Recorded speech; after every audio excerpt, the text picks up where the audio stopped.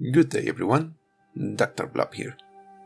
As you might have read in the title, this video will be focused on none other than my favorite character from Reunion, Patriot. But what can I say that hasn't been said before? How his life was a tragedy from beginning to end? How despite this he never stopped moving forward on his own beliefs and convictions?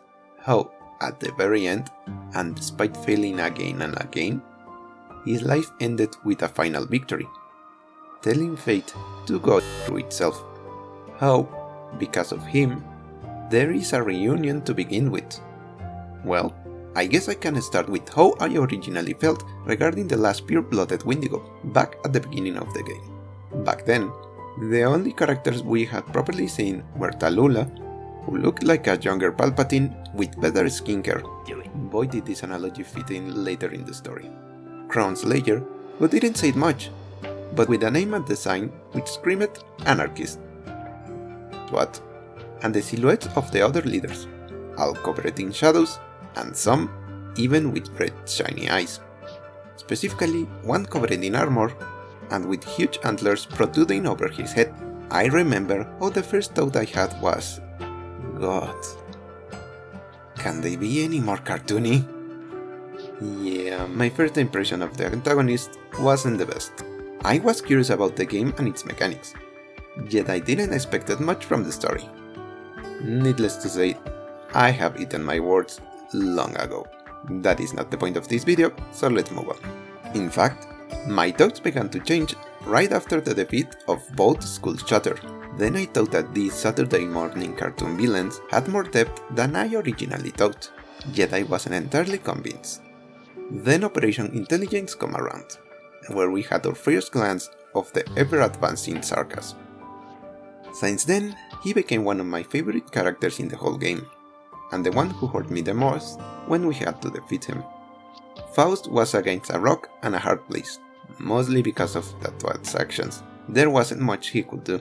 Frost Nova was clearly on death's door, holding the line for the infected to flee from Lungmen.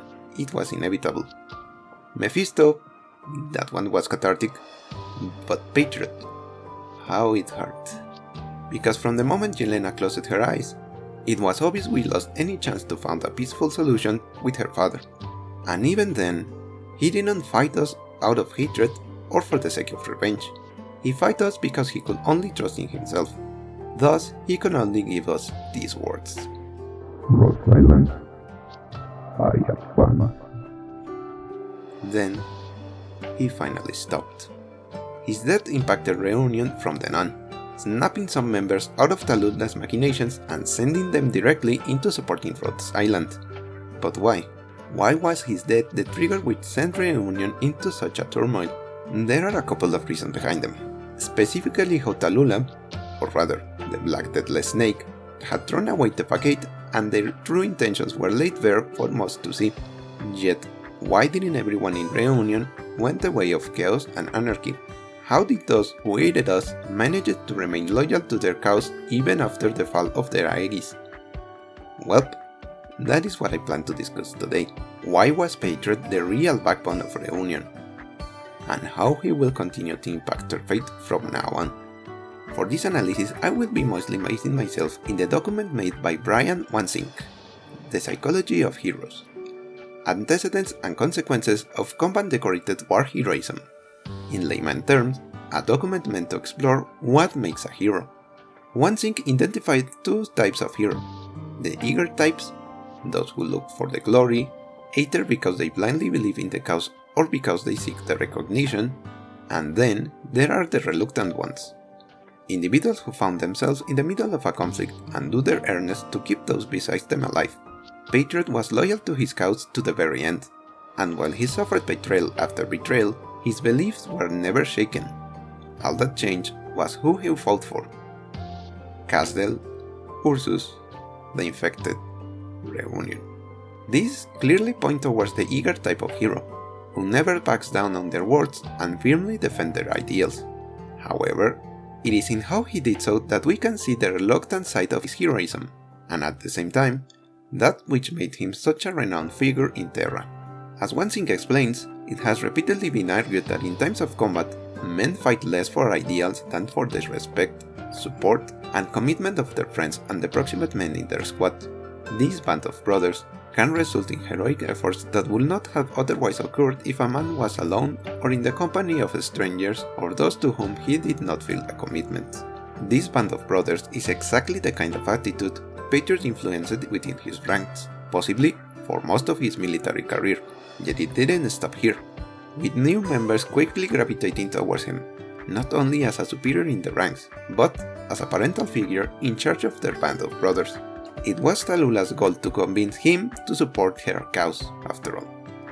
Considering how all members were infected, which in itself implies countless accounts of prejudice and mistreatment, to receive such a different treatment from their superior, not to mention a legendary warrior, will be quite cathartic for them.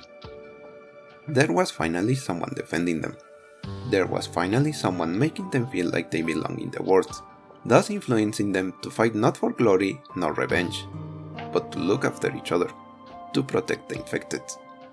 We know how this mentality will be later corrupted by the Black Deathless Snake, exploiting their resentment towards those who had harmed them in the past, tempting them with their basic instincts and instant gratification, which became what I once wrongly called cartoonishly evil villains.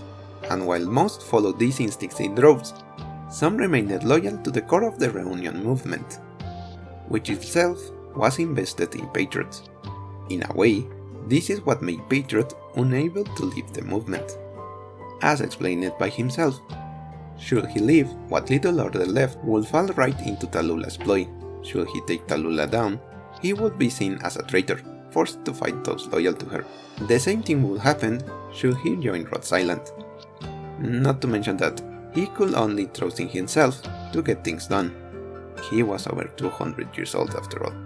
And this, however, turned out to be a blessing in the end, as the news of his death snapped those still loyal to Reunion to either stop fighting, aid Rhodes, or flee Chernobyl, actions that will greatly impact the game's history, as those who stayed were instrumental in the victory for Rhodes, while those who left will keep Reunion alive, no longer consumed by the venom spewed by an immature immortal, and which now have a second chance to clear their name, all because the conviction one man, one almost unstoppable man, inspired between them. What their future may be, we have yet to know, but the fact Reunion didn't end as just some terrorist group and have a new shot at making a bright future for the infected lies entirely in the back of their Aegis. So, answering my own question, why will Reunion follow Patriot? Because he led by example. Because he treated them as individuals and not as expendable pawns. And while it was Tallulah's words who drove masses into Reunion's lines, it was Patriot's presence what made them believe it was possible. Because he showed them that, even when infected, they could still leave a mark in the world that denied them so. The fact not only some members survived, but Reunion itself is still alive, beaten and bruised, but very much alive, is a testament itself of the Capitan and his achievements. May his immutable will bless them from here on. Thank you all for watching, and have a great day. As always, stay healthy everyone, and always keep advancing.